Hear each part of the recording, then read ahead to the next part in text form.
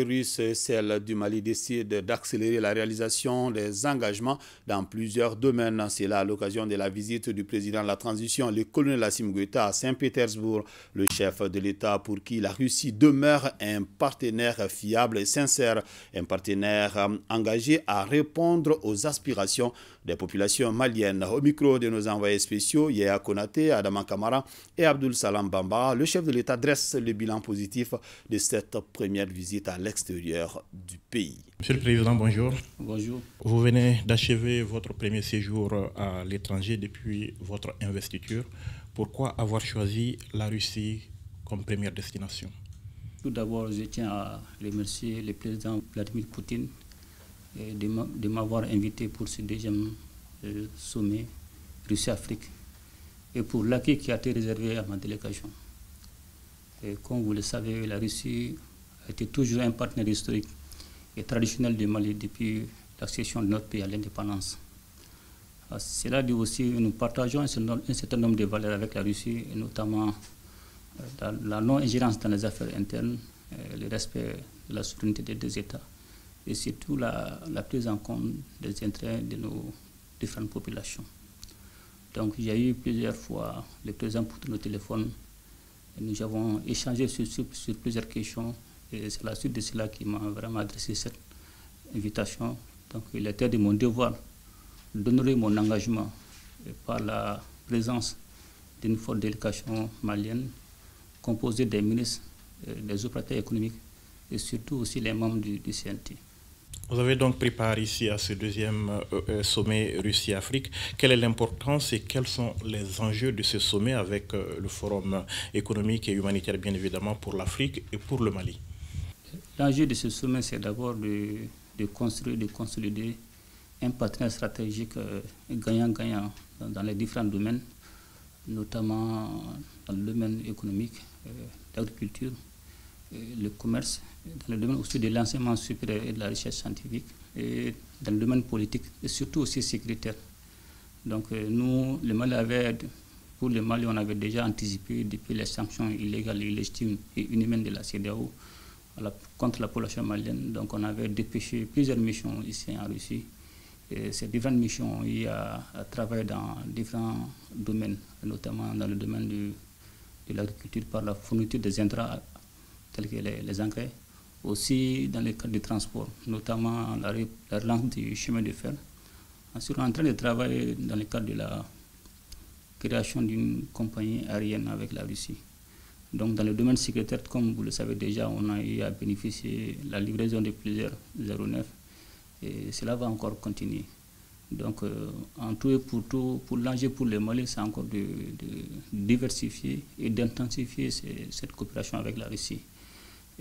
Au-delà de ça, la Russie aussi avait, lors du premier sommet, avait déjà convenu avec certains partenaires effectivement de développer le commerce et aussi l'aide humanitaire en fonction de son partenaire avec ses différents alliés.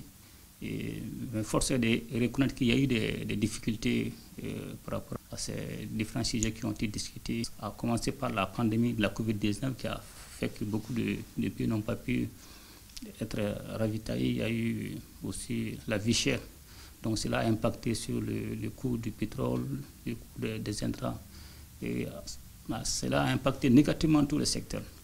Donc aussi il y a eu l'opération spéciale de la Russie en Ukraine, aussi qui a impacté tous ces secteurs vitaux.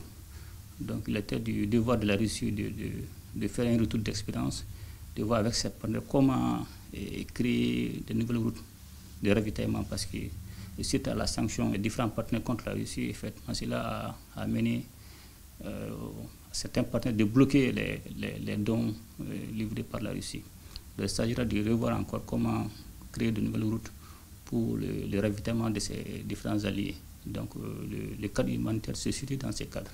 Vous avez parlé d'anticipation, vous avez noué un partenariat stratégique avec la Russie. Pourquoi ce partenariat et quels sont les résultats attendus? Comme vous le savez, le monde a beaucoup évolué, le monde change et il faudra très vite identifier vos intérêts et identifier avec quel partenaire vous pouvez accéder à vos intérêts dans le cadre du respect mutuel et dans le cadre du respect de la souveraineté de votre pays. Donc aujourd'hui, la Russie demeure le partenaire fiable le partenaire sincère et le partenaire engagé effectivement à répondre aux aspirations des populations maliennes. Donc, raison pour laquelle nous avons développé un certain nombre de secteurs tels que le secteur de la sécurité. Et c'est là en train de continuer. Et pour ce sommet encore, nous allons renforcer tout ce qui est équipement, tout ce qui est coopération militaire. Mais aujourd'hui, comme on le dit, sans sécurité, il n'y a pas de développement. Comme sans développement aussi, il n'y a pas de sécurité. Donc les deux phénomènes sont liés. Une raison pour laquelle maintenant, pour cette dernière phase de la transition, le Mali a orienté à développer le secteur économique. Raison pour laquelle nous avons surtout travaillé sur le plan de l'agriculture, sur le plan commercial et aussi sur le plan du transport. Comme j'ai tantôt dit, nous allons encore développer. On a fait la relance du chemin de fer. Il y a encore d'autres qui sont prévus. Mais aussi, nous allons développer aussi avec la Russie une compagnie aérienne russo-malienne. Donc, c'est des procédures que nous allons suivre. Peut-être ça va prendre un peu de temps, mais ce sont des résultats qui seront entendus, voire une accélération de nos engagements dans ces différents domaines, le domaine de l'enseignement supérieur et de la recherche scientifique, le domaine sécuritaire, le domaine du commerce, et aussi dans le domaine politique. Voilà à peu près les résultats qui sont attendus. Vous avez donc parlé un peu des différents domaines, mais quelles sont les perspectives donc, en termes d'intensification et de diversification de cette coopération? On a déjà placé les jalons. Il s'agira pour chaque ministère encore de suivre nos engagements, ce dont on a discuté, et à un niveau plus élevé. S'il y a des difficultés, nous allons échanger entre nous au niveau des différents présidents. Mais tous les gérants sont posés maintenant. Il appartient aux différents ministres, aux différents départements de mettre en œuvre ces différents engagements. En marge du sommet et du forum économique et humanitaire, vous avez rencontré votre homologue de Russie, Vladimir Poutine. Quels étaient les sujets à l'ordre du jour? Au fait, il y a eu deux rencontres. Il y a eu d'abord la première rencontre qui a été élargie à la délégation malienne, aussi à l'équipe de la Russie. Nous avons échangé sur des questions bilatérales dans les différents domaines, comme j'ai tantôt cité, le domaine sécuritaire, le domaine commercial, l'enseignement supérieur, aussi niveau politique. Donc on a eu à valider les engagements qui ont été discutés à travers les différents ministères et aussi de pouvoir trouver des solutions par rapport aux problèmes qui ont été évoqués par les différents ministres. Donc ces différents engagements ont été validés au niveau des différents présidents. Donc à la suite de cela a duré pratiquement 1 heure de temps. Donc, après cela, il y a eu un tête-à-tête. Donc je ne veux pas évoquer les sujets qui sont extrêmement sensibles. Donc voilà en quelque sorte les deux rencontres qu'on a eues avec le président Poutine. Alors, dernière question, Monsieur le Président. Quelles sont vos impressions à l'issue de cette visite et avec quel sentiment vous repartez à Bamako? Je suis vraiment satisfait de cette visite et j'ai été surtout impressionné par le respect mutuel du président Poutine et de sa grande disponibilité dans toutes les occasions et aussi sa grande capacité d'écoute.